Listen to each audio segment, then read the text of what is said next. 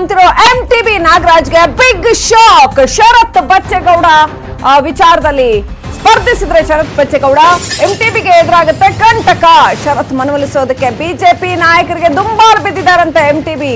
ನಾನು ಹೇಗೂ ಗೆಲ್ತೀನಿ ಅನ್ನುವ ಮಹಾನ್ ಆತ್ಮವಿಶ್ವಾಸದಲ್ಲಿದ್ದಾರೆ ಎಂಟಿಬಿ ನಾಗರಾಜ್. ಆದರೆ ಶರತ್ ಬಚ್ಚೇಗೌಡ ಒಪ್ಕೊಳ್ಳದೆ ಹೋದ್ರೆ, ಅವರ ಮನವೊಲಿಸೋಕೆ ಸಾಧ್ಯ ಆಗದೆ ಹೋದ್ರೆ ಕಂಟಕ ಕಾದಿಟ್ಟೆ ಬುತ್ತಿ. ಸೊ ಏನ್ ಮಾಡ್ತಾರೆ? ಬಿಎಸ್ವೈ ಬೆನ್ನತ್ತಿದ್ದಾರೆ ಎಂಟಿಬಿ ನಾಗರಾಜ್ ಅವರು. ಶರತ್ ಬಚ್ಚೇಗೌಡ ಮನವೊಲಿಸಿ ಅಂತ ನಿತ್ಯ ಭೇಟಿಯಾಗಿ ತನ್ನ ಹಾದಿ ಸರಿಪಡಿಸಿ ಅಂತ ಒತ್ತಡ ಹಾಕ್ತಾ ಇದ್ದಾರಂತೆ. ಸೊ ಎಂಟಿಬಿ ನಡೆಯಿಂದ ಇದೀಗ ಬಿಎಸ್ವೈ ಕೂಡ ಚಿಂತೆಗೀಡಾಗಿದ್ದಾರೆ. ಬಚ್ಚೇಗೌಡ ಅಂಡ್ ಫ್ಯಾಮಿಲಿ ಒಪ್ತಾ ಇಲ್ಲ. ಸೊ ಹಾದಿ ಸರಿಪಡಿಸಿ ಸುಗಮಗೊಳಿಸಿ ಅಂತ ಎಂಟಿಬಿ ನಾಗರಾಜ್ ಒಂದ್ ಕಡೆ ಬೆನ್ನು ಬಿದ್ದಿದ್ದಾರೆ. ಹೀಗಾಗಿ ಈ ಕಡೆ ಶರತ್ ಬಚ್ಚೇಗೌಡ ನಿಗಮ ಮಂಡಳಿ ಒಪ್ಕೋತಾ ಇಲ್ಲ. ಹಾಗಾಗಿ ಏನ್ ಮಾಡ್ತಾರೆ ಮುಂದೆ? ಒಟ್ಟಾರೆ ಅನರ್ಹ ಶಾಸಕರ ವಿಚಾರದಲ್ಲಿ ಪ್ರತಿಯೊಂದು ಕ್ಷೇತ್ರದಲ್ಲೂ ಬಿಎಸ್ ಯಡಿಯೂರಪ್ಪ ಅವರಿಗೆ ತಲೆನೋವೇ ಉಂಟಾಗ್ತಾ ಇರೋದನ್ನ ಕಾಣಬಹುದಾಗಿದೆ. ಹೊಸಕೋಟೆ ಮತ್ತೊಂದು ಅಂಥದ್ದೇ ಚಾಲೆಂಜಿಂಗ್ ಕ್ಷೇತ್ರ.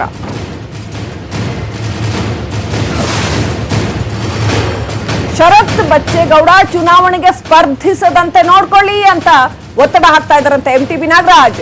ಶರತ್ ಬಚ್ಚೇಗೌಡ ಸ್ಪರ್ಧಿಸಿದ್ರೆ ತನಗೆ ಸೋಲಾಗುತ್ತೆ ಅನ್ನೋ ಚಿಂತೆನಾ? ಕಾಂಗ್ರೆಸ್ನಿಂದಾನು ಕೂಡ ಎಂಟಿಬಿಯನ್ನ ಸೋಲ್ಸೋದಕ್ಕೆ ಮತ್ತೊಂದು ತಂತ್ರ ರೆಡಿ ಆಗಿದೆ. ಹಾಗಾಗಿ ಎಲ್ಲಾ ಕಡೆಯಿಂದಾನು ಏನು ಅಪಾಯ ಕಾದಿದೆ ಅಂತ ಹೆದರಿದ್ದಾರ ಎಂಟಿಬಿ. ಎಲ್ಲಾ ಬೆಳವಣಿಗೆಗಳಿಂದ ಈ ಕಡೆ ಬಿಎಸ್ ಯಡಿಯೂರಪ್ಪ ಕೂಡ ಚಿಂತೆಗೀಡಾಗಿದ್ದಾರಂತೆ. ಎಂಟಿಬಿ ಶರತ್ ನಿಲ್ಲದ ಹಾಗೆ ನೋಡ್ಕೊಳ್ಳಿ ಅಂತ ಬಿಗಿಪಟ್ಟು ಹಿಡಿದಿದ್ದಾರೆ. ತಮ್ಮ ಮಾತು ಉಳಿಸ್ಕೊಂಡು ನ್ಯಾಯ ಕೊಡಿಸಿ ಅಂತ ಎಂಟಿಬಿ ನಾಗರಾಜ್ ಕೇಳ್ತಾ ಇದ್ದಾರಂತೆ ಬಿಎಸ್ ಯಡಿಯೂರಪ್ಪನವ್ರನ್ನ.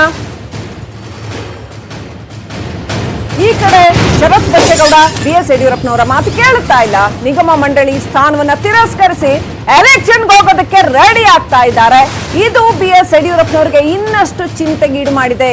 ಕಡ್ಡಿ ಮುರಿದ ಹಾಗೆ ಶರತ್ ಬಚ್ಚೇಗೌಡ ಹೇಳ್ಬಿಟ್ಟಿದಾರಂತೆ, ನನ್ಗೆ ಟಿಕೆಟ್ ಕೊಡಿ, ಇಲ್ಲ ಅಂದ್ರೆ ನಾನು ಸ್ಪರ್ಧೆ ಮಾಡೋದು ಖಚಿತ ಅಂತ. ಹಾಗೆ ನಿಭಾಯಿಸ್ತಾರೆ ಈ ಕಂಟಕವನ್ನ ಬಿಎಸ್ ಯಡಿಯೂರಪ್ಪ. ಹೊಸಕೋಟೆ ಕ್ಷೇತ್ರದಲ್ಲಿ ಈ ಸಾರಿ ಬೈ ಎಲೆಕ್ಷನ್ ಕಾವು ಎಲ್ಲ ಕಡೆಗಿಂತ ಮುಂಚೆನೆ ಸಾಕಷ್ಟು ವೇಗ ಪಡ್ಕೊಂಡಿದೆ.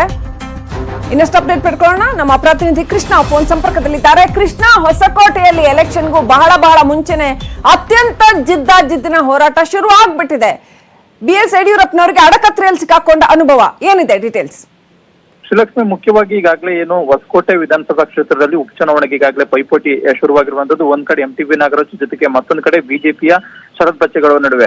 ಮುಖ್ಯವಾಗಿ ಈಗಾಗಲೇ ಶರತ್ ಬಚ್ಚೇಗೌಡರಿಗೆ ಒಂದು ನಿಗಮ ಮಂಡಳಿ ಸ್ಥಾನವನ್ನ ಮುಖ್ಯಮಂತ್ರಿ ಬಿಎಸ್ ಯಡಿಯೂರಪ್ಪನವರು ಆಫರ್ ಆಗಿ ಕೊಟ್ಟಿದ್ದಾರೆ. ಆದ್ರೆ ಅದು ಸಾರಸಗಟ್ಟಾಗಿ ಅದನ್ನ ಅವರು ಶರತ್ ಬಚ್ಚೇಗೌಡರು ತಿರಸ್ಕಾರ ಮಾಡಿರುವಂತದ್ದು. ಈ ಮೂಲಕವಾಗಿ ನಾನು ಚುನಾವಣೆಗೆ ಸ್ಪರ್ಧೆ ಮಾಡ್ತೇನೆ ಅನ್ನೋ ಒಂದು ಪಟ್ಟನ್ನ ಹಿಡಿದಿರುವಂತದ್ದು. ಮತ್ತೊಂದ್ ಕಡೆ ಅನರ್ಹ ಶಾಸಕ ಎಂಟಿಬಿ ನಾಗರಾಜ್ ಅವರು ದಿನೇ ಮುಖ್ಯಮಂತ್ರಿ ಬಿಎಸ್ ಯಡಿಯೂರಪ್ಪನ ಭೇಟಿ ಮಾಡೋದ್ರ ಮೂಲಕವಾಗಿ ಒತ್ತಡವನ್ನ ಹಾಕ್ತಾ ಇದ್ದಾರೆ. ಯಾವುದೇ ಕಾರಣಕ್ಕೂ ಕೂಡ ಅವರು ಆ ಸ್ಪರ್ಧೆಗೆ ನಿಲ್ಬಾರ್ದು, ನನ್ಗೆ ಏನೀಗಾಗ್ಲೇ ನೀವೇನ್ ಮಾತು ಕೊಟ್ಟಿದ್ರೆ ನನಗೆ ಆ ಒಂದು ಮಾತನ್ನ ಉಳಿಸ್ಕೊಳ್ಬೇಕು, ಜೊತೆಗೆ ಶರತ್ ಬಚ್ಚೇಗೌಡರು ಯಾವುದೇ ಕಾರಣಕ್ಕೂ ಕೂಡ ಸ್ಪರ್ಧೆ ಮಾಡಿಸಬಾರ್ದು, ಆ ರೀತಿಯಾಗಿ ನನಗೇನು ರಾಜಕೀಯ ಆದಿಯನ್ನ ಸುಲಭವಾಗಿ ಮಾಡ್ಕೊಡ್ಬೇಕು ಅನ್ನೋ ಒಂದು ನಿಟ್ಟಿನಲ್ಲಿ ದಿನೇ ಅವರ ಒತ್ತಡ ಹಾಕುವಂತ ಒಂದು ಕೆಲಸವನ್ನ ಮಾಡ್ತಾ ಇದ್ದಾರೆ. ಈ ನಡುವೆ ಮುಖ್ಯಮಂತ್ರಿ ಬಿಎಸ್ ಯಡಿಯೂರಪ್ಪನವರು ಯಾರಿಗೆ ಹೇಳೋಣ ಅನ್ನೋ ಒಂದು ಟೆನ್ಷನ್ ಅಲ್ಲಿ ಇರುವಂತದ್ದು. ಒಂದ್ ಕಡೆ ಶರತ್ ಬಚ್ಚೇಗೌಡರನ್ನ ಮನವೊಲಿಸೋದಕ್ಕೂ ಆಗದೆ, ಮತ್ತೊಂದ್ ಕಡೆ ಎಂಟಿಬಿ ನಾಗರಾಜ್ ಅವರಿಗೆ ಒಂದು ಏನು ಅವ್ರಿಗೆ ಸ್ಪರ್ಧೆ ಮಾಡೋದಕ್ಕೆ ಒಂದು ಅನುಕೂಲ ಮಾಡ್ಕೊಳ್ಳೋದು ಆಗದೇನೆ ಒಂದು ಇಕ್ಕಟ್ಟಿಗೆ ಸಿಲುಕೊಂಡಿರುವಂತದ್ದು. ಈಗಾಗಲೇ ಒಂದು ಮಾತುಕತೆಯನ್ನು ಕೂಡ ಶರತ್ ಬಚ್ಚೇಗೌಡರು ಅವರ ತಂದೆ ಬಚ್ಚೇಗೌಡರ ಜೊತೆ ಕೂಡ ಮುಖ್ಯಮಂತ್ರಿ ಬಿಎಸ್ ಯಡಿಯೂರಪ್ಪನವರು ಮಾತನಾಡಿದ್ದಾರೆ. ಆದ್ರೆ ಅವರು ಕೂಡ ಒಪ್ತಾ ಇಲ್ಲ, ನನ್ಗೆ ಅದ್ರ ಬಗ್ಗೆ ಗೊತ್ತಿಲ್ಲ, ನನ್ನ ಪುತ್ರ ಅವ್ರೇನ್ ತೀರ್ಮಾನ ಮಾಡ್ತಾರೋ ಅದೇ ಅಂತಿಮ ತೀರ್ಮಾನ ಅನ್ನೋ ಒಂದು ಮಾತನ್ನ ಅವರ ಕಡ್ಡಿ ಮುರಿದಂತ ಹೇಳಿರುವಂತದ್ದು. ಹೀಗಾಗಿ ಎಲ್ಲೋ ಒಂದ್ ಕಡೆ ಇದು ಮುಖ್ಯಮಂತ್ರಿ ಬಿಎಸ್ ಯಡಿಯೂರಪ್ಪನವರಿಗೆ ಬಹಳ ಒಂದು ಚಿಂತೆಯಾಗಿ ಕಾಡ್ತಾ ಇರುವಂತದ್ದು.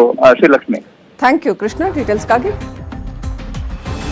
ಇನ್ನಷ್ಟು ಸುದ್ದಿ ನೋಡೋಣ.